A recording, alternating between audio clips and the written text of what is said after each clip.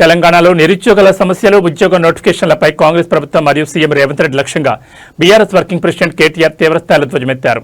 ఆత్మహత్యాయత్నం చేసుకున్న ఓ నిరుద్యోగి రాసిన సూసైడ్ నోట్ను ప్రస్తావిస్తూ కాంగ్రెస్ ప్రభుత్వ అసమర్థ పాలనకు ఆ లేఖనే అతిపెద్ద ఛార్జ్షీట్ అని కేటీఆర్ సంచలన వ్యాఖ్యలు చేశారు. ఏళ్ల తరబడి కష్టపడి చదివినా ఉద్యోగాలు రాక ప్రభుత్వ తీరుతో తీవ్ర మనస్తాపానికి గురై ఆత్మహత్యాయత్నానికి పాల్పడిన నిరుద్యోగి రాసిన లేఖ రాష్ట్రంలో తీవ్ర కలకలం రేపింది. ఈ సూసైడ్ లెటర్లో ఉన్న ప్రశ్నలకు సమాధానం చెప్పే ధైర్యం, సత్తా ముఖ్యమంత్రి రేవంత్ రెడ్డికి కానీ ఈ కాంగ్రెస్ ప్రభుత్వానికి కానీ ఉందా అని కేటీఆర్ ప్రశ్నించారు.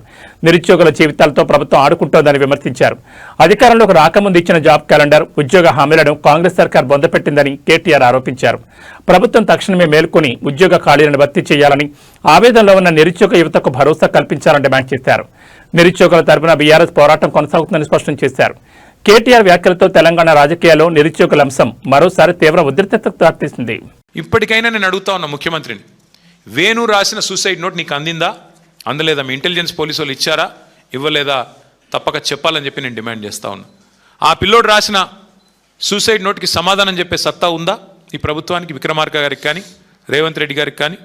ఒకవేళ ముఖ్యమంత్రి గారికి చేరపోతే వారికి వెంటనే పంపిస్తాను. నేను మా ఖమ్మం జిల్లా నాయకత్వాన్ని కోరుతా ఉన్నా, వెంటనే ముఖ్యమంత్రి గారికి మంచిగా భద్రంగా ఒక కొరియర్ సర్వీస్ పెట్టి ఆయన ఇంటికి పంపించండి. తప్పకుండా చదువుకోవాలని చెప్పి నేను కోరుతా ఉన్నా. ఇవాళ ఇదేదో మా పార్టీ ఆవేదననో నా ఆవేదననో కాదు, మీ చేతగాని అసమర్థ పరిపాలనకి ఒక ఛార్జ్ షీట్ ఈ సూసైడ్ నోట్ అని చెప్పి నేను విజ్ఞప్తి చేస్తూ ఉన్నా.